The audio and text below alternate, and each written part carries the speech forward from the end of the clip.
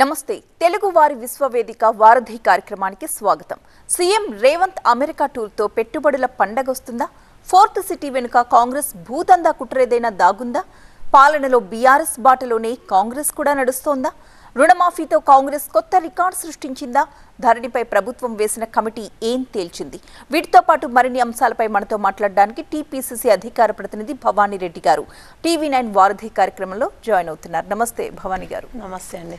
భవానీ గారితో ఎన్ఆర్ఐలు కాల్ చేయాల్సిన నంబర్స్ 914023490015 అలాగే 914023490016. ఇక వాట్సాప్ వీడియో కాల్ కోసం 8006036036 నంబర్కి కాల్ చేయొచ్చు. భవానీ గారు, రుణమాఫీ అనుకున్న సమయానికే పూర్తి చేశారు. బట్ కొన్ని విమర్శలు వినిపిస్తున్నాయి, అందరికీ చేసుంటే బాగుండేదని. ఇప్పటికీ కొంతమందికి రుణమాఫీ కావాల్సిన వారి కోసం మీరు ఇచ్చిన విధి విధానాలు ఏవైతే ఉన్నాయో వాటి వల్ల కొంతమంది లబ్ధిదారులు మిస్ అయ్యారు. దీనిపై మీరేమంటారు? మీ పార్టీ దృష్టికి విషయం వచ్చిందా? ఎవరేం మిస్ కాలేదు, ఇంకా ఇట్స్ నాట్ ఓవర్. సో అందరికీ చేస్తాం, అర్హులైన వాళ్ళకి అందరికీ చేస్తామని చెప్పడం జరిగింది. సో ఇప్పుడు 1,50,000 వరకు ఎవరికైతుందో వాళ్ళకి ఆల్రెడీ పడుతున్నాయి. సో తర్వాత నెక్స్ట్ రాబోయే వితిన్ ఏ ఫోర్ట్ నైట్ మిగతా అందరికీ కూడా రుణ విముక్తులను చేయబోతుంది కాంగ్రెస్ ప్రభుత్వం. సో ఆపోహలు ఏమొద్దు. ఎక్కడైనా సరే మీకు ఎక్కడైనా ప్రాబ్లం వస్తే ఒకవేళ మీ మెసేజెస్లలో బ్యాంక్కి వెళ్ళి చెక్ చేసుకుంటే అండర్ ప్రాసెసింగ్ అన్నో, to be processed, being processed అట్లాంటివి ఏమన్నా వచ్చినా కూడా మెసేజెస్ వెయిట్ చేయండి. ఎక్కడైనా సరే గ్రీవియన్సెస్ సెల్ అన్నీ కూడా ఓపెన్ చేసినాము. ప్రతి 5,000 మందికి, ప్రతి 5,000 ఫార్మర్స్కి we have a nodal officer. మీరు ఏం వరీ కావద్దు. ఏమున్నా కూడా తర్వాత అవి పరిశీలనకు తీసుకొని అయిపోలేదో ఏదో డేట్ పెట్టుకుంటే అదేదో అదే డేట్ అని కాదు, తప్పకుండా డేట్ లోపల మ్యాక్సిమం అయ్యే వాళ్ళందరి ఈజీగా ఏ ప్రాబ్లం లేని వాళ్ళందరి కూడా అయితే మిగతాయి కూడా కంప్లైంట్స్ వస్తే వాటిని కూడా పరిశీలిస్తాము అని చెప్పడం జరిగింది. సో ఈ వేదికగా నిజంగా కూడా రైతులందరికీ కూడా అదే ఒకటే చెప్తున్నా, అయోమయం కావద్దు. మీరు అర్హులందరికీ కూడా తప్పకుండా రుణం విముక్తి కలుగుతుంది. అంటే రేషన్ కార్డుకి, ఒక్క రేషన్ కార్డుకి 2 లక్షల రూపాయలు రుణమాఫీ అన్నారు.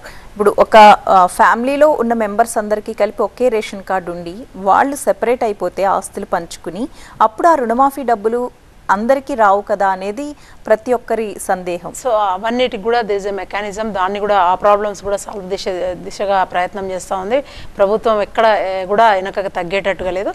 ఖచ్చితంగా రైతులందరికీ కూడా రుణ విముక్తి చేస్తామని చెప్పడం జరిగింది. దాంట్లో కూడా ఏం అపోహలొద్దు. ఓన్లీ ఫ్యామిలీ మెంబర్స్ ఐడెంటిఫికేషన్ కోసం అని తీసుకురావడం జరిగింది ఫస్ట్లో మన రేషన్ కార్డు. బట్ అది కూడా కాదు, రేషన్ కార్డు లేని వాళ్ళకి కూడా ఇస్తామని కూడా చెప్పడం జరిగింది.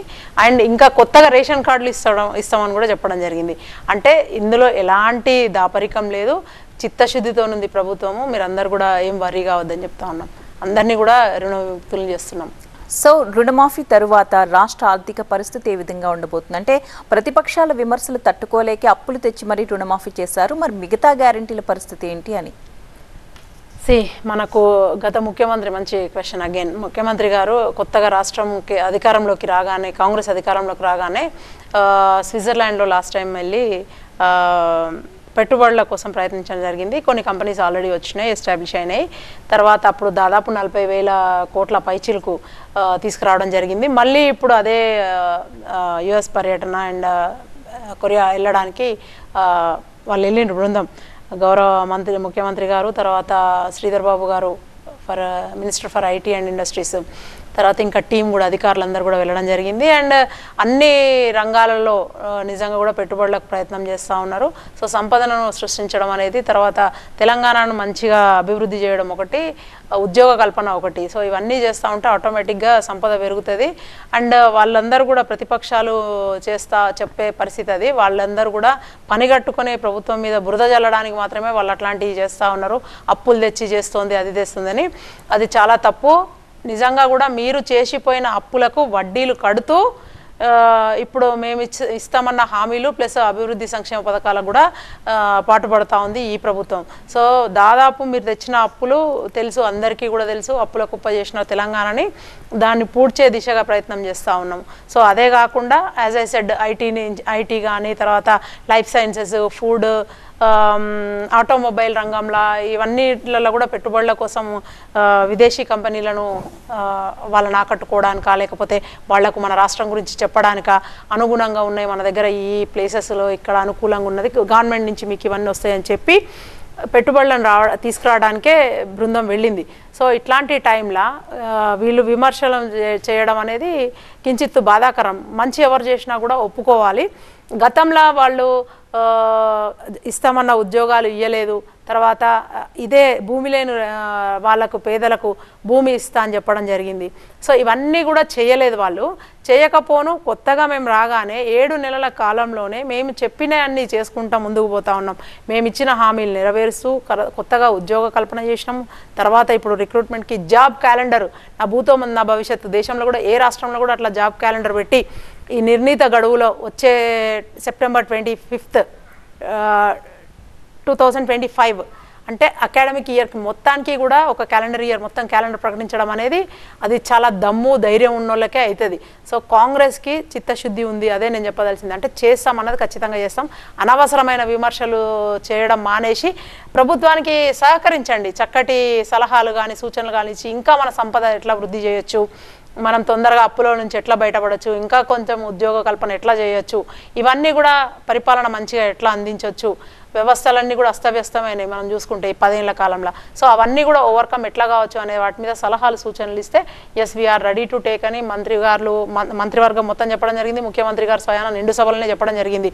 మాకు ఎలాంటి భేషజాలు లేవు, we are welcoming the suggestions and మంచి క్రిటిక్స్ని. రైట్ అండి, కాలర్ లైన్లో ఉన్నారు డెట్రాయిట్ నుంచి మనోహర్ గారు. మనోహర్ గారు మీ ప్రశ్న అడగండి. నమస్తే మేడం. యాక్చువల్గా క్వశ్చన్ ఏంటంటే, తెలంగాణ గవర్నమెంట్ వచ్చిన తర్వాత డ్రగ్స్ పైన మీరు స్పెషల్ టాస్క్ ఫోర్స్ పెట్టారు కదా.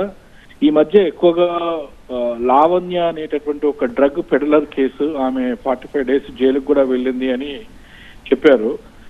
మీడియాలో కంటిన్యూస్ డిస్కషన్స్ వస్తున్నాయి అండ్ ఆమె వేరే వాళ్ళకు కూడా ఎక్కువగా డ్రగ్స్ అలవాటు చేసిందని కూడా చాలా ఎక్కువగా మీడియాలో టెలికాస్ట్ అవుతుంది.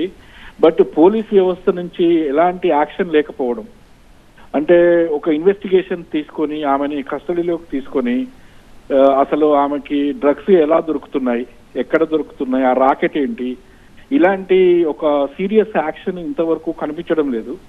దాని గురించి చెప్పండి. సెకండ్ ఒకటి ఏంటంటే మేడం, యాక్చువల్గా మగవాళ్ళకి ఏదైనా అన్యాయం జరిగి ఒక పోలీస్ కేసు పెట్టాలి అంటే పోలీస్ స్టేషన్లో కేసులు తీసుకోకపోవడం, అదే లేడీస్ వెళ్ళి ఉమెన్ విక్టిమ్ కార్డు యూజ్ చేసి వాళ్ళు ఎలాంటి కేసు అయినా మగవాళ్ళ మీద పెడితే ఇమీడియట్ గా పోలీస్ తీసుకోవడం, అంటే ఈ పోలీస్ వ్యవస్థలో తీసుకురావాల్సిన సంస్కరణలు చాలా ఉన్నాయండి. రైట్, యా మనోహర్ గారు. అండ్ డ్రగ్స్ ఫస్ట్ ఇనిషియేటివే తీసుకుంది మా ప్రభుత్వము, మన కాంగ్రెస్ ప్రభుత్వం తీసుకుంది దానిపైన. అండ్ మీరు నమ్మరు చెప్తే ఇది అతిశయోక్తి కాదు, 90% మేము ఎరాడికేట్ చేసినామని చెప్పట్లేదు కానీ రెస్ట్రిక్ట్ అయితే చేయగలిగినాము. సో చాలా మంచి డ్రైవ్ అయితే పోతా ఉంది. ఇప్పుడు కూడా వస్తూ ఉంటే నేను స్టూడియోకి వస్తూ ఉంటే చూస్తున్నా, ఈచ్ అండ్ ఎవ్రీ పాయింట్లో they is like tight security and మొత్తం కూడా నిఘా నేత్రం, I mean cameras under the సర్వైలెన్స్లోనే ఉన్నాము. నగరం అంతా కూడా మీరు భయపడేదంతా టీవీలలో ఇవాళ మీకు తెలుసు, ఏదైనా ఉంటే దాన్ని మళ్ళీ చూపి ఒకలాంటి భయభ్రాంతులకు గురి చేస్తారు. అది వాళ్ళ కొన్ని టీవీలు, అందరిని అనట్లేదు మళ్ళీ ఇది. సో వాళ్ళ టీఆర్పీ రీడింగ్స్ కోసం దేనికోసం వాళ్ళ వ్యూవర్షిప్ కోసం చేస్తారు కావచ్చు అనుకుంటా. బట్ అదంతా అంత పెద్దగా అయితే ఏం లేదు. బట్ డెఫినెట్గా ఇది అధికారులు తొందరలోనే సాల్వ్ చేస్తారని అనుకుందాము. అండ్ మీరు అన్నట్టుగా డ్రగ్ పెడ్లర్స్ వాళ్ళందరినీ కూడా ఇప్పుడైతే ఎక్కడ కూడా రాష్ట్రంలో వాళ్ళు ఉన్న దాఖలాలు అయితే లేవు అని చెప్పి నిన్ననా మొన్ననా నేను కూడా విన్నా. సో అదొకటి, అది అయిపోతే నెక్స్ట్ క్వశ్చన్ వచ్చేసి విల్ లుక్ ఇంటు దాట్. నేను అధికారులు అయితే అది బియాండ్ మై లెవెల్. బట్ నేను ఎక్కడ కూడా అట్లా వినలేదు. ముఖ్యమంత్రి గారు ఇట్లాంటివి జరగకూడదనే రాగానే అన్ని శాఖలను ప్రక్షాళన చేసిండ్రు. మొట్టమొదటిది పోలీస్ శాఖనే. సో అందరూ మారిండ్రు. నాకు తెలిసి అట్లా ఏముండదు. బట్ 0 FIR అట్లాంటివి మీరు ఎక్స్పెక్ట్ చేయొద్దు.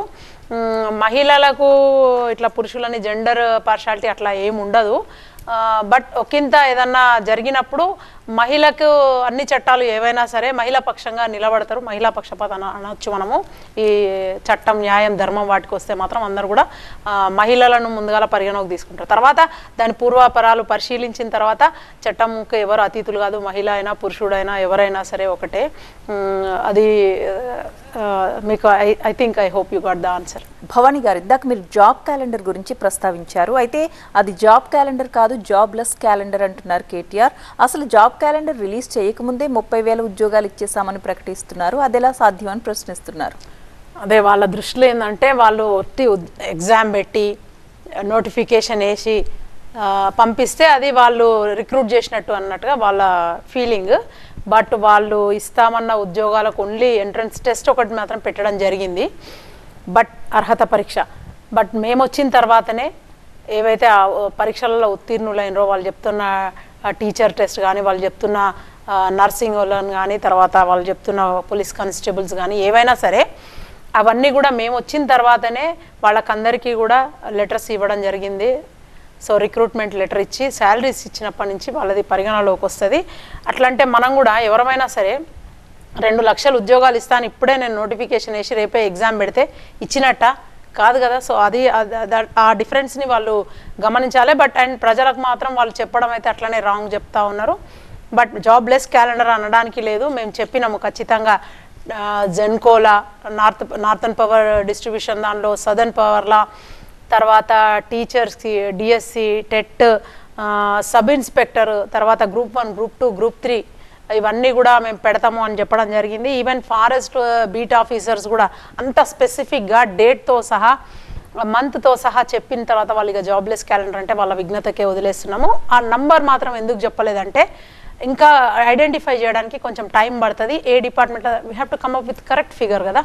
సో అది మాత్రం రానున్న రోజులలో ప్రకటిస్తామని చెప్పడం జరిగింది. సో ఇది మాత్రము వాళ్ళను ఫస్ట్ ఉద్యమ సమయం నుంచి కూడా నిరుద్యోగులందరూ కూడా, విద్యార్థులందరూ కూడా ఎక్స్పెక్ట్ చేసింది ఈ జాబ్ క్యాలెండరే. మన నీళ్లు, మన నిధులు, మన నియామకాల మీదనే పడ్డ మన ట్యాగ్ లైన్. సో మీరు చూసిండ్రు అందరూ కూడా, నిధులు ఏమైనా చూసిండ్రు, నీళ్ళు ఏమైనా చూసిండ్రు. ఇకపోతే ఉద్యోగాలను కూడా అట్లిట్లా కానీయమని చెప్పి మేము కంకణం కట్టుకున్నాము. చెప్పిన ప్రకారము ఖచ్చితంగా క్యాలెండర్ ప్రకటించినాము, ఖచ్చితంగా ఉద్యోగాలు ఇచ్చే తీరుతాము. యువతను పక్కదారి పట్టించి, ఇందాక మనకు ఒక కాలర్ డెట్రాయిట్ నుంచి మనోహర్ గారు, నిజంగా కూడా వాళ్ళు ఎందుకు అట్లా డ్రగ్స్కి అన్నిటికీ అడిక్ట్ అయ్యి యువతంతా నిర్వీర్యం ఎందుకు అవుతుందంటే ఇగో ఇదే ఉపాధి అవకాశాలు సరిగా లేక, ఉద్యోగాలు కల్పించలేకపోతే, ప్రభుత్వాలు ఫెయిల్ అయితే దానికే నిదర్శనం. సమాజంలో ఉన్న యువత అంతా కూడా నిర్వీర్యం అయిపోతుంది. సో ఇప్పుడు కనుక మనం కరెక్ట్ సరైన దిశలో వాళ్ళని పెట్టగలిగితే వీ కెన్ స్టాప్ కదా, కంప్లీట్గా ఎరాడికేటే చేయొచ్చు అప్పుడు. సో అట్లా దాని ప్రకారము మనం ఎట్లా చూసుకున్నా కూడా Congress is the best and we are doing the best అంతే. ఓకే, ఇక కాళేశ్వరం ఒక నిరర్ధక ప్రాజెక్ట్, నీళ్లు విడుదల చేస్తే ప్రాజెక్ట్ కూలిపోతుంది అని చెప్పిన కాంగ్రెస్ ప్రభుత్వం ఇప్పుడు కేటీఆర్ రైతులతో ప్రాజెక్ట్ని ముట్టడిస్తామనగానే నీళ్లు రిలీజ్ చేయడాన్ని ఏ విధంగా చూడాల్సి ఉంటుంది? అది కేటీఆర్ అంటేనో ఇంకెవరో చెప్తేనో రిలీజ్ చేయలేదు. అండ్ ఖచ్చితంగా ప్రాజెక్ట్ అక్కడ నిలపడానికి లేదు. అండ్ ఫస్ట్ ఆఫ్ ఆల్ వాళ్ళని ఆ కేటీఆర్ వాళ్ళందరికీ కూడా బ్యాచ్ మొత్తం పింకీస్ వి కాల్ దెమ్, వాళ్ళకి నిజంగా కూడా ప్రాజెక్ట్కి, రిజర్వాయర్కి తేడా తెలియదు, బరాజెస్కి తేడా తెలియదు. వాళ్ళకి నిలిపే అవకాశం లేనప్పుడు నీళ్లను మరి వదిలేయకపోతే ఏం చేస్తారో వాళ్ళ విఘ్నతకే వదిలేస్తున్నాము.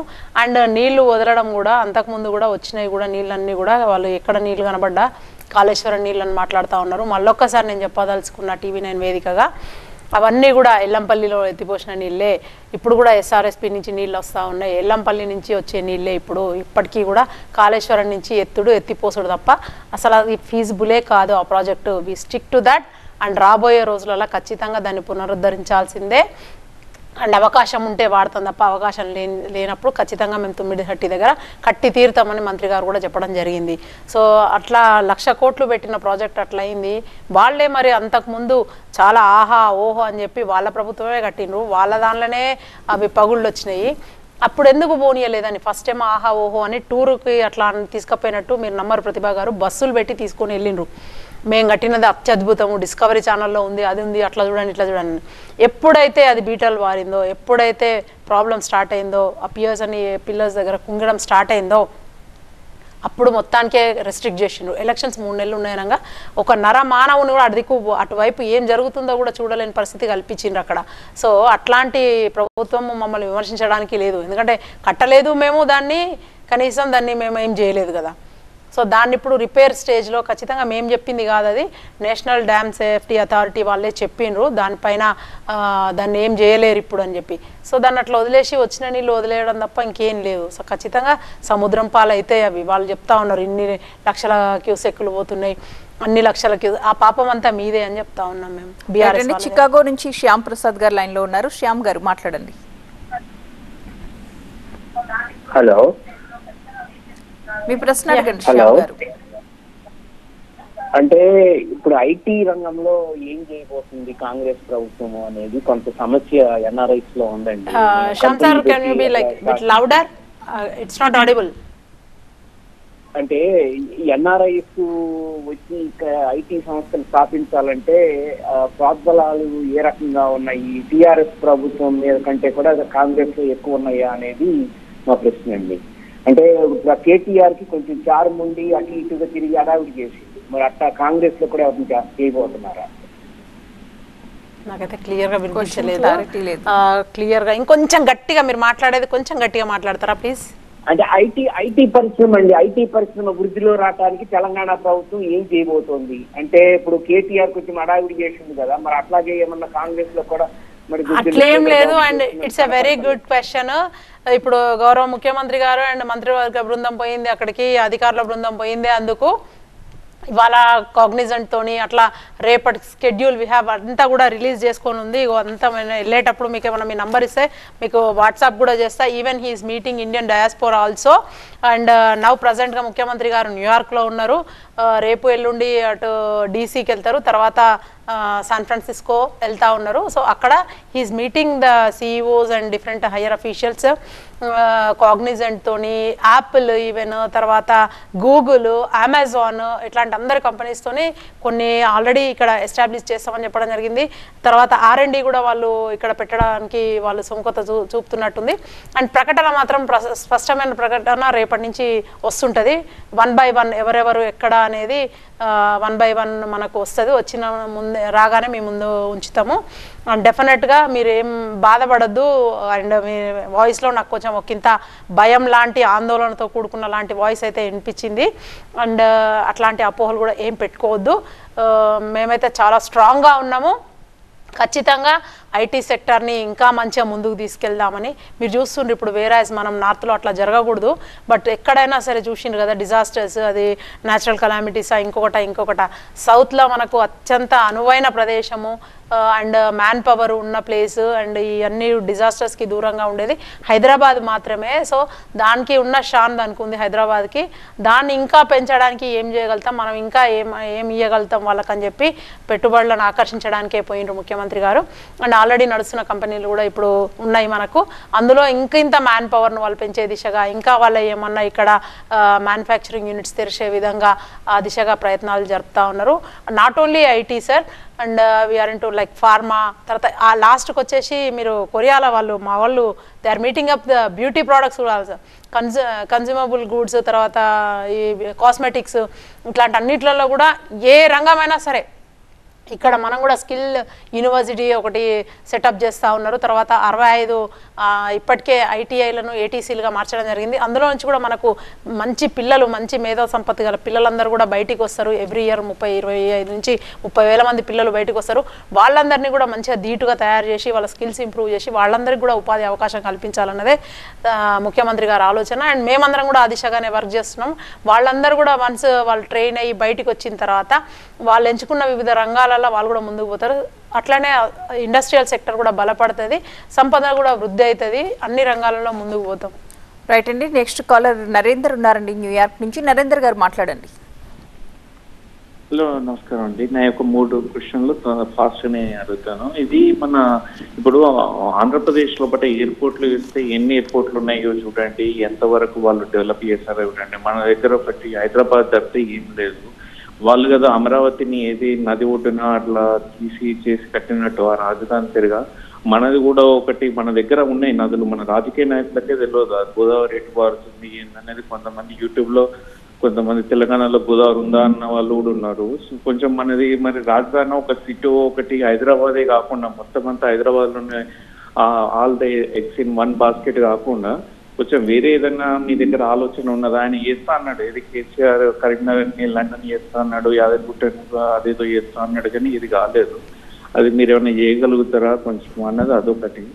సెకండ్ వచ్చి ఇది ఈ పోలీసులకి బాడీ క్యామ్, మీరు యాక్చువల్గా స్టేట్స్ లో కూడా ఇక్కడ వేరే దగ్గర కూడా ఉన్నట్టున్నారు. ఈ పోలీసులకు బాడీ క్యామ్ పెడితే సగం వరకు మాకు కూడా కొంచెం పోలీసులు చేస్తుందా కరెక్ట్ గా ఉద్యోగం అన్నది తెలుస్తాయండి. మొన్న పూణేలో ఇన్సిడెంట్ జరిగితే అది పిజ్జాలు పట్టుకొచ్చి వాడిని ఆల్కహాల్ లెవెల్ తగ్గించడానికని ఇది వేసిందని అన్నారు. అది రూమరా ఇదా తెలియదు.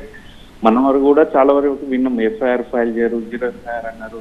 ఈ బీజేపీ కూడా కొత్తవి చట్టాలు పట్టుకొస్తుంది, ఇది బ్రిటిష్ వాళ్ళే తీసేస్తాను. జడ్జిలు పోలీసులే కరప్ట్ అయిన తర్వాత కొత్త చట్టాలు పట్టుకొచ్చి లాభం. వీళ్ళు రాసుడే కేసులు డిఫరెంట్ గా రాసి జడ్జిలే అమ్ముడుపోయిన తర్వాత ఇక కొత్త చట్టాలు పట్టుకొచ్చి లాభం. మరి మీరు ఏమైనా బాడీ క్యామ్ లో తీసుకొస్తారు అన్నది అదొకటి. ఇక లాస్ట్ క్వశ్చన్ వచ్చి ఒలింపిక్స్ లో వచ్చిన వాళ్ళకు BMW కార్లు, ఇంటి స్థలాలు ఇచ్చే బదులు ఈ వీళ్ళకి ఇన్ఫ్రాస్ట్రక్చర్ క్రియేట్ చేస్తే బాగుంటుంది కదండి. స్పెయిన్ లోపల వాళ్ళు 4 కోట్ల జనాభాని కానీ 300 అథ్లెట్స్ వెళ్తారు. మనది 1.4 బిలియన్ 1.4 బిలియన్ మనది జనాభా. మన దగ్గర నుంచి 100 మంది వెళ్తారు, వచ్చేటి అన్ని కాంస్య పథకాలు, వెండి పథకాలు వస్తే రావదలరు. వాళ్ళు ఒకటి వస్తారు, ఏదో చేసిన చప్పట్లు కొట్టడం తప్పితే ఒక గోల్డ్ మెడల్ కూడా రాదు. ఇంతమంది జనాభా ఉండి మన దగ్గర టాలెంట్ లేదా, లేకపోతే రాజకీయ నాయకులకు అసలు అసలు ఉద్దేశం లేదా అని సార్ చెప్పండి. రైట్, నరేంద్ర గారు క్వశ్చన్స్ కి ఆన్సర్ చేశారు. యుఎస్ నుంచి కిషోర్ గారు మీ ప్రశ్న కూడా అడగండి. కిషోర్ గారు. Good evening, good afternoon madam. నా పేరు కిషోర్ లింగారెడ్డి, నేను కనెక్టికట్ నుంచి మాట్లాడుతున్నా.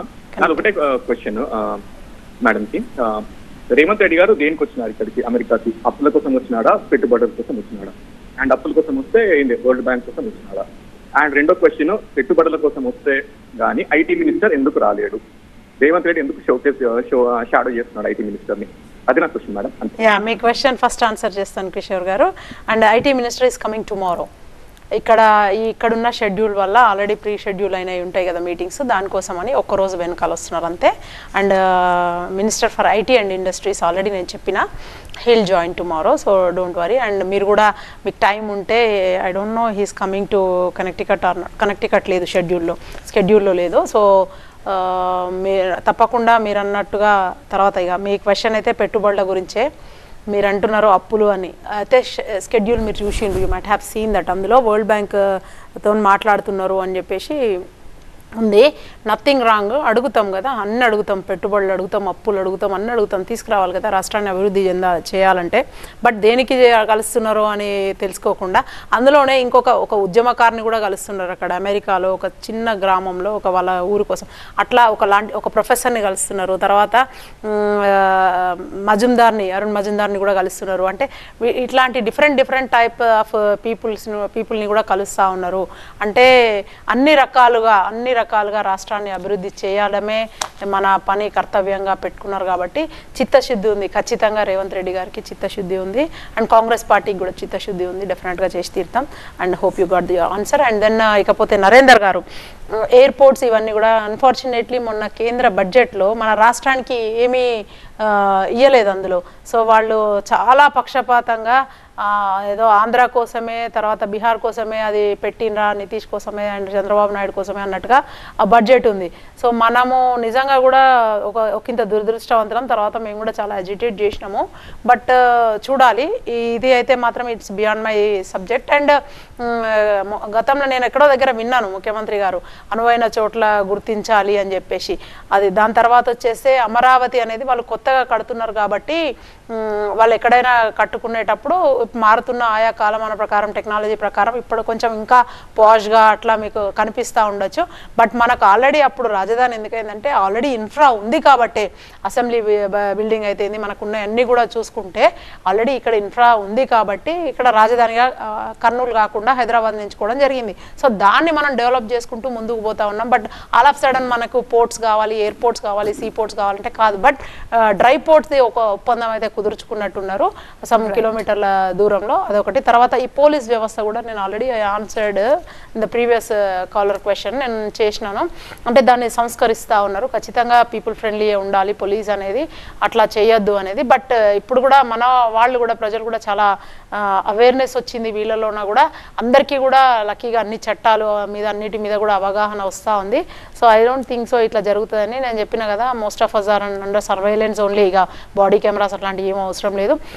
స్పోర్ట్స్ పరంగా వస్తే నిజంగా కూడా ఒక టీం అయితే వెళ్ళింది ప్యారిస్కి స్టడీ చేయడానికే. ఇక్కడ నుంచి స్పోర్ట్స్ చైర్మన్ ఆ శాఖకు సంబంధించిన వాళ్ళందరూ కూడా వెళ్ళడం జరిగింది. నిజంగా నాకు కూడా బీయింగ్ అన్ అథ్లెట్ నేను కూడా స్టేట్ లెవెల్ కబడ్డీ ఆడిన నా స్కూల్ పీరియడ్ టైంలో బాస్కెట్బాల్ రిప్రజెంటెడ్ డిస్ట్రిక్ట్ లెవెల్. నాకు అనిపిస్తూ ఉంటుంది, అరే ఈ విద్యతో పాటు వికాసము మానసిక ఇవన్నీ కూడా పెంపొందించాలి అని అంటే ఖచ్చితంగా student should have the extra curricular activities అని చెప్పి నేను బలంగా నమ్ముతా. బట్ మా అప్పుడు కూడా ఎల్ వెంకట్రామరెడ్డి గారు కొందరు, నేను వాళ్ళతో కలిసి ఇక్కడ పనిచేసిన కాబట్టి చెప్తా ఉన్నా. అంటే ఆ శోభన ఏదైతే ఉందో అప్పుడు అదే రెడ్డి హాస్టల్లో రేవంత్ రెడ్డి గారు అవతల పక్కన బాయ్స్ హాస్టల్లో ఉన్నారు. సో వాళ్ళందరికీ కూడా తెలుసు స్పోర్ట్స్కి చాలా ఇంపార్టెన్స్ ఇచ్చేది అప్పట్లో. బట్ ఇప్పుడు శరీర దారుఢ్యం గురించి కూడా, దారుఢ్యం what we call the body fitness గురించి కూడా, ఈ ఫిజికల్ ఫిట్నెస్ కానీ ఈ స్పోర్ట్స్ కానీ ఏడ కూడా అన్ఫార్చునేట్లీ తక్కువ ఇస్తున్నారేమో అనిపిస్తుంది ప్రయారిటీ. ఎంతసేపు మగింగ్ అప్ లైక్ బుక్స్ పట్టుకొని చదువు అన్నట్టుగా ఎక్కడైనా సరే స్కూల్ నుంచి మొదలు పెడితే కాలేజ్ యూనివర్సిటీ వరకు కూడా ఎంకరేజ్మెంట్ కొంచెం తగ్గిందనే అనిపిస్తుంది. ఫిజికల్ డైరెక్టర్స్ అప్పట్లో మా అప్పుడు ఉన్నప్పుడు ఇట్లా అందరు చాలా బాగుండేది యూనివర్సిటీ లెవెల్లో కానీ మేము ఆడేది అసలు. బట్ అదే అనిపిస్తుంది. బట్ ఇప్పుడు చూద్దాము, let's like have a hope. నాకైతే చాలా హోప్ ఉంది చేద్దామని. లేకపోతే డెఫినెట్గా మీరు ఎట్లా క్వశ్చన్ చేసిండ్రో నేను కూడా క్వశ్చన్ చేస్తాను. I'm here for you. Thank you. Right అండి. నెక్స్ట్ కాలర్ కాలిఫోర్నియా నుంచి నవీన్ గారు ఉన్నారండి. నవీన్ గారు మీ ప్రశ్న అడగండి. భవానీ రెడ్డి గారు నమస్కారం అండి. Thanks TV. నాకు ఒకటి, రేవంత్ రెడ్డి గారు అమెరికా రావటం నిజంగా నాకు 2 క్వశ్చన్స్ ఉన్నాయండి. ముఖ్యంగా ఎన్ఆర్ఐలు అనే పదానికి ఒక కొత్త పదం చెప్పి నాన్ రిలేబుల్ ఇండియన్స్ అని చెప్పిన రేవంత్ రెడ్డి గారు ఏ ముఖం పెట్టుకొని అమెరికాలో ఎన్ఆర్ఐలు కలవడానికి వస్తున్నాడో దీనికి ఫస్ట్ రీజన్ చెప్పాలి. రెండోది, ఎన్ఆర్ఐలు అంటే అమెరికాలో బాత్రూమ్లు కడుక్కుంటారు అంటే మాకు ఫినాయిల్ అందియడానికి వస్తాడా అని. ఇప్పుడు మేము బాత్రూమ్ కడుగుతుంటే, లేకపోతే చీపురు కట్ట అందియడానికి వస్తాడా, లేకపోతే మేము ఫినాయిల్ పోతే అని కడగడానికి వస్తాడా? ఎన్ఆర్ఐల గురించి ఇంత అసభ్యంగా నిస్సిగ్గుగా మాట్లాడి, అవమానకరంగా మాట్లాడి ఇవాళ ఏ ముఖం పెట్టుకుని ఇదే ఎన్ఆర్ఐలను కలవడానికి వస్తున్నాడో సమాధానం చెప్పాలి మీరు. ఇంకోటి, ముఖ్యంగా రైతులకు సంబంధించి ఇంతవరకు నేను ఒక ఫార్మర్ కొడుకునేనండి, ఇంతవరకు రైతు బంద్ వేయలేదు. ఒక్కసారి వేసిండ్రు, ఓకే. ఇంతవరకు నాట్లు అయిపోయినాయి, ఇప్పుడు దాదాపు ఆల్మోస్ట్ నాట్లు అయిపోయినాయి. ఇంతవరకు రైతు బంద్ లేదు. అదేది రైతు రుణమాఫీ అన్నారు, అసలు రుణమాఫీ ఇంతవరకు గతి లేదు. నేను మా ఊర్లో కోదాడులో దగ్గర ఊర్లో సగం మందికి ఫోన్ చేసిన, ఒక్కడంటే ఒక్కడికి కూడా రాలే. విలేజ్ అగ్రికల్చర్ ఆఫీసర్కి ఫోన్ చేసిన, ఇంకా మాకేంది దాని గురించి సంబంధించిన డీటెయిల్స్ రాలేదండి, అవి వచ్చిన తర్వాత మీకు చెప్తామండి అని చెప్పి మాట్లాడుతుంది. అంటే ఎందుకు జనాలని మోసం చేసి ఇట్లా ఎలాంటి ఒక్క హామీని కూడా మీరు పర్ఫెక్ట్ గా చేయకుండా ఎందుకంటే జనాలు ఇట్లా మోసం చేస్తారు? థ్యాంక్ యూ అండి. Okay, whole nation is watching, మన హోల్ తెలంగాణ ఈజ్ వాచింగ్. మీరు అట్లా ఒకటంటే ఒకటి చేయలేదు అని మాట్లాడడం చాలా తప్పు. నేను మొదలే చెప్పిన, నా భూతో నా భవిష్యత్తు. దేశం మొత్తంలోనే ఏకకాలంలో 2 లక్షల రుణమాఫీ చేసింది కాంగ్రెస్ పార్టీయే. అప్పుడైనా 2004లో కాంగ్రెస్ పార్టీయే, ఇప్పుడైనా కాంగ్రెస్ పార్టీయే. తర్వాత మీరు మాట్లాడిన నాకు స్పష్టంగా అర్థమైంది, మీరు రైతు బిడ్డ అన్నారు కానీ మీరు బీఆర్ఎస్ బిడ్డ. మీరు కండవ లేకుండా అక్కడ ఉన్నారు అమెరికాలో, నాకు అర్థమైంది. I can judge and I can smell. మీరు తప్పుగా అనుకోవద్దు. ఎస్, నేను కాంగ్రెస్ అని చెప్తున్నా, మీరు బీఆర్ఎస్ అని చెప్పుకోండి, nothing wrong. But I answer your question. ఆయన మాట్లాడినప్పుడు నాన్ రిలయబుల్ అని అదేందో దొర్లి ఉంటుంది అంతే. ఎన్ఆర్ఐ నాన్ రెసిడెన్షియల్ అని చెప్పాలనుకున్నారో ఏమనుకున్నారో కానీ, బట్ మీరైతే దాన్ని పట్టుకొని రకరకాలుగా ముందుకు వెనుకకు వేసిండ్రు. It's okay. ఆయన అన్నది బాత్రూమ్ కడిగినది ఓన్లీ కేటీఆర్ని తప్ప వేరే ఎవరిని కూడా ఆయన అవగౌరవపరచలేదు. ఆయన ఇష్టం వచ్చినట్టు లిల్లీ పుట్టు, బుడ్డర్ ఖాన్ ఇష్టం వచ్చినట్టు మాట్లాడుతూ ఉంటే డెఫినెట్గా మేము కూడా కౌంటర్ ఇస్తాము.